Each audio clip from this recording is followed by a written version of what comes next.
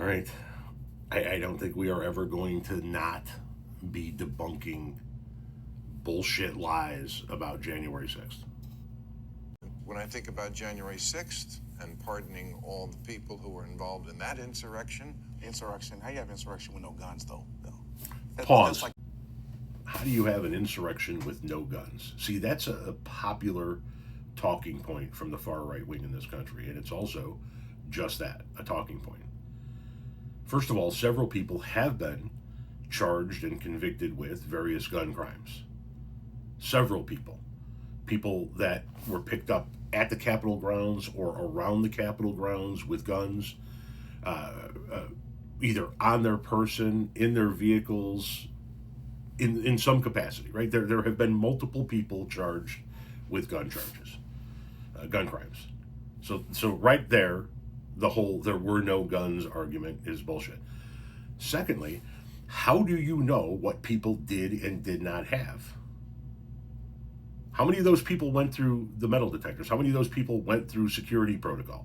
How many of those people were wanded down or patted down as they were entering the Capitol building? None of them.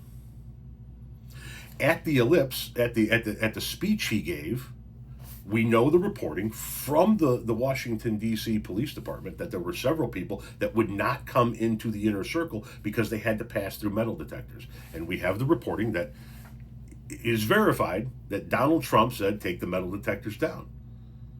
No, we can't have that. They're armed. Well, yeah, but they're not here to hurt me. Police chatter about people in trees and walking around the area with weapons. But yeah, it was an insurrection with no guns. Go on. That's like having. Well, that's like making coffee. They brought tons of guns. There's 400 guns currently in circulation. 40 million guns currently in circulation. One person was killed that day. It was Ashley Babbitt. She was a white unarmed person that was killed by a black Capitol police officer. Imagine if that had been the other way around.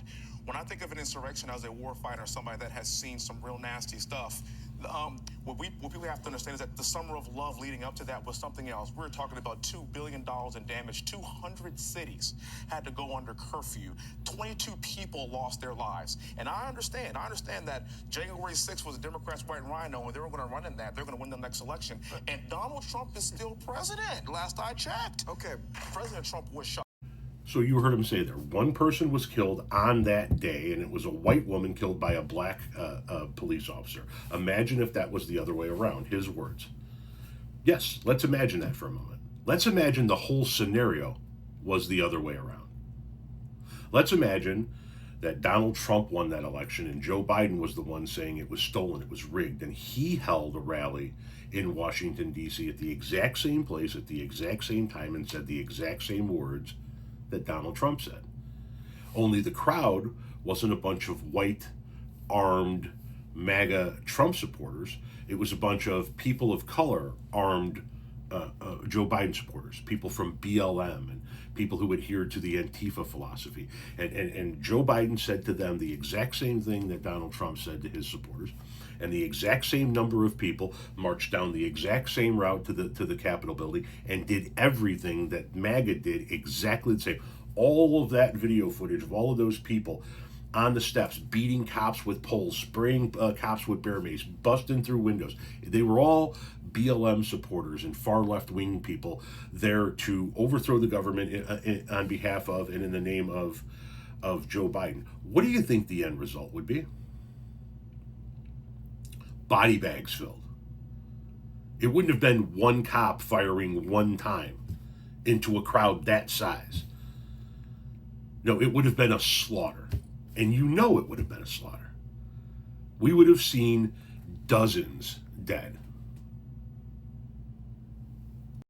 And then, of course, you notice how he goes into the summer of love, right?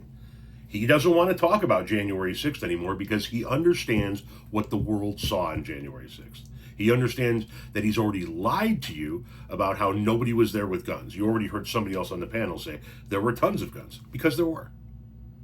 The charges alone show that. So what does he do? He changes to the summer of love. Oddly, a summer of protests in which most of the violence that started, it has been proved, was people in the white supremacy movement, like the shit that went down in Minneapolis.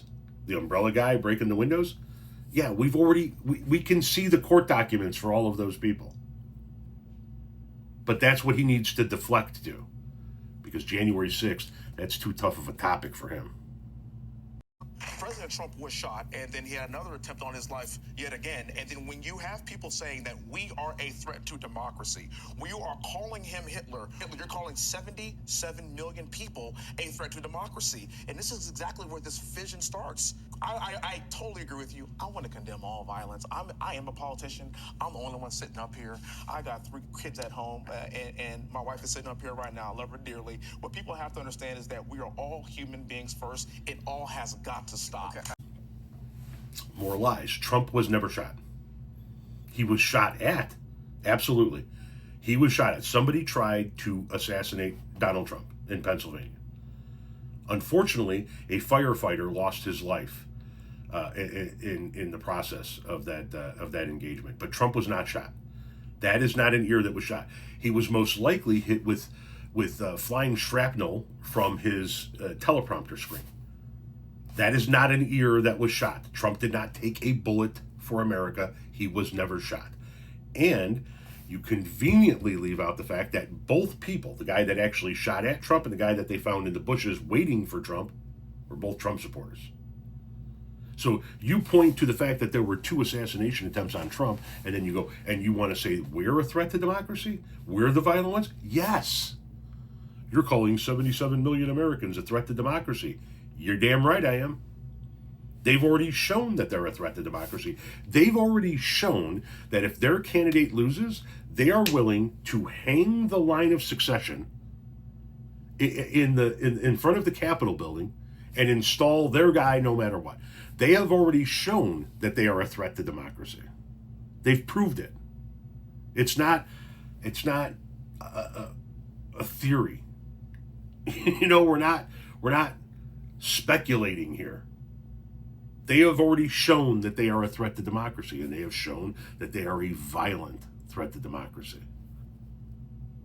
I will agree with you on one thing, though. It all needs to stop. Absolutely. It all needs to stop. And that includes people on my side of the aisle that act kooky as fuck. It all needs to stop. What are you, as the only politician up there, doing to help it stop? Doing to help do away with this kind of shit? What is it that you're doing to help stop this shit in America?